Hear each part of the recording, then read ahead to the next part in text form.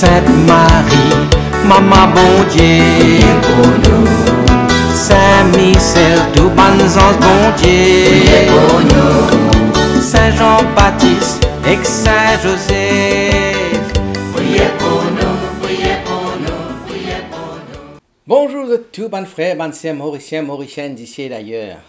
Merci à tous de venir nous dans ce programme Un Saint chaque jour. Dans ce programme-là, nous avons l'occasion de faire connaissance un peu avec sa bonne sainte que l'Église invite nous pour célébrer chaque jour. Et aussi, nous vous demandons prier pour nous et intercéder pour nos familles. Aujourd'hui, 19 juillet, l'Église invite nous pour célébrer mémoire Saint Arsène de l'Ermite. Saint Arsène, le patron spirituel ban ermite, ban contemplatif, et surtout patron ban moine qui toujours période bon Dieu dans le silence intérieur. Et nous profiter pour saluer ban Arsène, ban Arsenia. Alors nous imaginons un homme qui tient précepteur ban garçon de l'empereur romain Théodose. C'est même, comment dire, d'autres professeurs particuliers. Et il abandonne tout ça, comme dit Cosette, tout ça faste impérial là, tout ce l'honneur qui est venu avec ça, tout ce l'argent qu'il gagnait avec ça. Il abandonne ça, la cour impériale là, pour y aller vivre dans le désert. Habillé simplement avec bannes déchirées, pleurer chaque jour lorsque bonne faute. Si bien qu'il y a un jour un disciple demandé, mais pourquoi tu peux pleurer comme ça? Qui fait tout le temps, tu ne peux pleurer? Et il répond, moi pleurer parce qu'on finit trop causer, souvent, et rarement on garde le silence. Sa parole-là finit, comment dire, une parole proverbe, un proverbe qui résume toute la sagesse de Saint Arsène. Un homme qui finit fuir la gloire du monde pour recherche bon Dieu dans le silence et la solitude.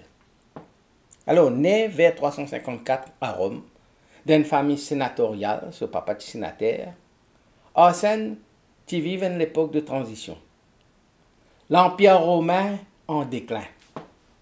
Le christianisme devient la religion d'État et une invasion barbare peut menacer. Il a donné Jacques par le pape Damas Ier.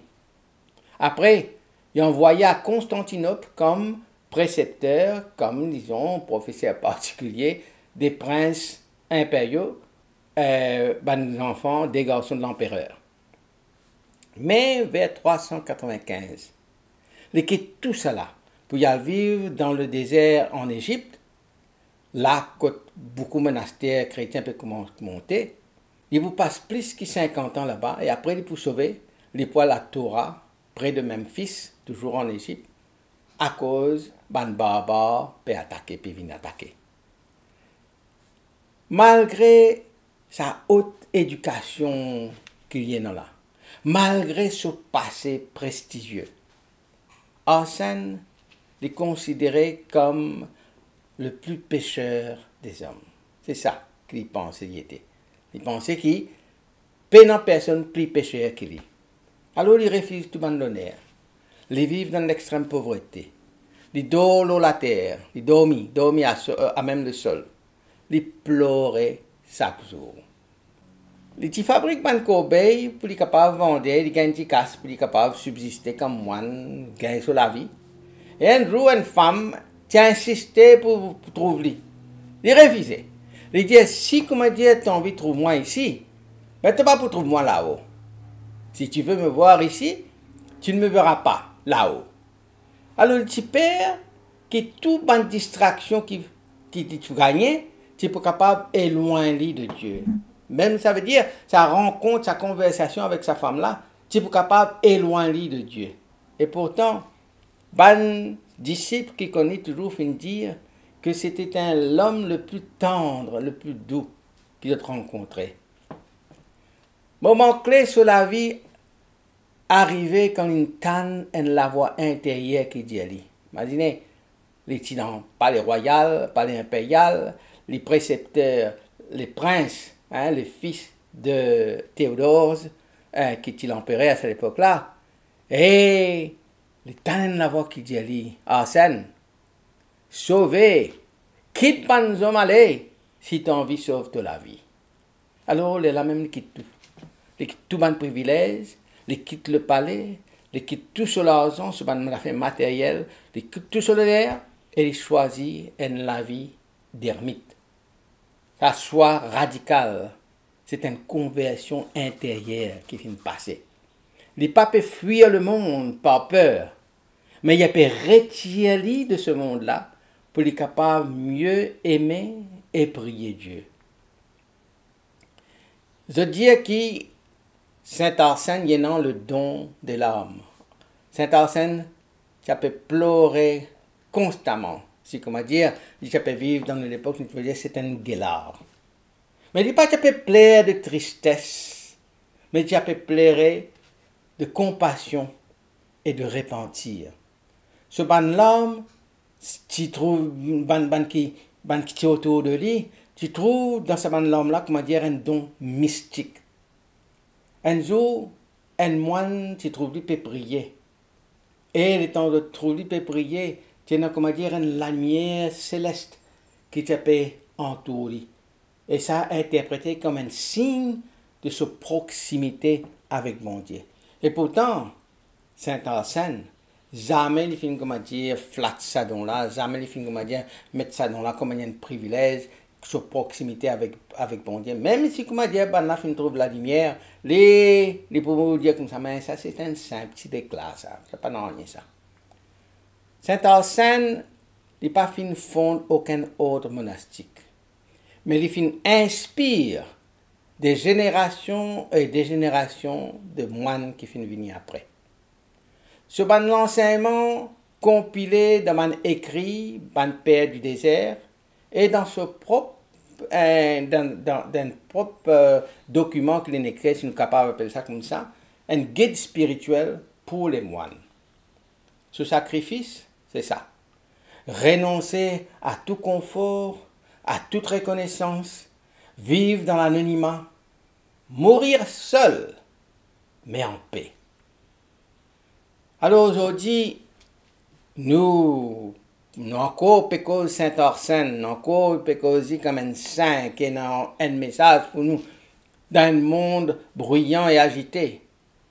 Il rappelle-nous la valeur du silence, de la retraite intérieure, de la simplicité. Il incarne la force du renoncement et sa recherche qui nous tout pérodait de paix intérieure. Nous tâchons de dire, dans un sens, fuis, tais-toi, reste en paix. Ce sont les racines de l'absence du péché. Fuis, tais-toi, reste en paix. Ce sont les racines de l'absence du péché. L'humilité, ce moine-là, est extraordinaire. La tradition raconte nous qu'un jour, un moine, pas trop brillant, pose la question et demande, frère Arsène, qui fait jamais te causer? Et il y répond, m'ont souvent regretté qu'il m'a trop causé au lieu qu'il me garde silence. Arsène, tu vives de son travail manuel. Il fait ban corbeille, il stresse ban corbeille. Elle étant un visiteur riche, sa femme-là, comme on peut dire ça, venu pour donner l'argent, Arsène refusé, parce qu'il dit, sa préférence, c'est vivre dans la pauvreté pour Dieu. Un autre frère, une voix demandé, mais qui faire? Qui faire? Tu pas content rencontrer du monde. Tout le temps, le temps du monde venu, tu peux sauver. Arsène répond, bon Dieu connaît qui me content ça man du monde là. Mais on ne va pas capable d'être avec Dieu et en même temps avec les hommes. Ça, c'est sa réponse. Ça. Je ne peux pas. Dieu sait que je les aime. Mais je ne peux être avec Dieu et avec les hommes. Un autre moine qui tient en vie, vient ce disciple, vient joindre lui, vient rôder lui, comment dire, pour être capable de suivre lui, vient ce disciple, apprendre de lui. Mais en scène, pas adresse aucune parole pendant 1 an, pas causer lui pendant 1 an. Et le jeune homme, allez, il quitte y aller parce qu'il ne comprend que la vie, le silence, c'est une autre affaire, ça. Pour Arsène, le silence, c'est tout.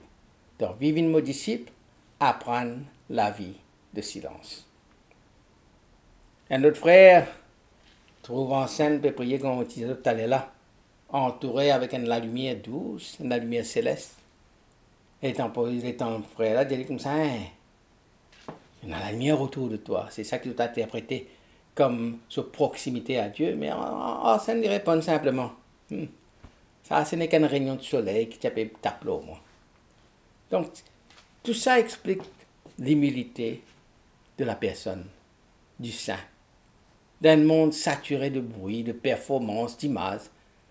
Alors, il rappelle-nous la valeur du silence, la force du dépouillement, l'importance pour écouter intérieurement la voix de Dieu. Ce bonne parole qui dit, sauver, tais-toi, reste en paix, ce sont là les racines de l'absence du péché. Je me suis souvent repenti d'avoir parlé, jamais de m'être tu. Tout ça là, il rappelle-nous qu'il nous besoin aimant sa relation très intime avec Dieu, dans le silence, dans la solitude, dans la pauvreté, dans l'humilité, dans la prière. Alors, à nous prier Saint Arsène. Saint Arsène, toi qui quittes tout l'honneur du monde pour le silence du désert, apprends-nous pour fuir le tumulte, le tapage, les bruits autour de nous, à l'extérieur de nous, et pour nous retrouver la paix intérieure. Toi qui fais une plot l'autre bonne faute, avec bonne larme de feu, inspire-nous le repentir sincère et inspire-nous la douceur du cœur. Toi qui finis entendre la voix de Dieu, dis-toi, fuis, tais-toi, reste en paix.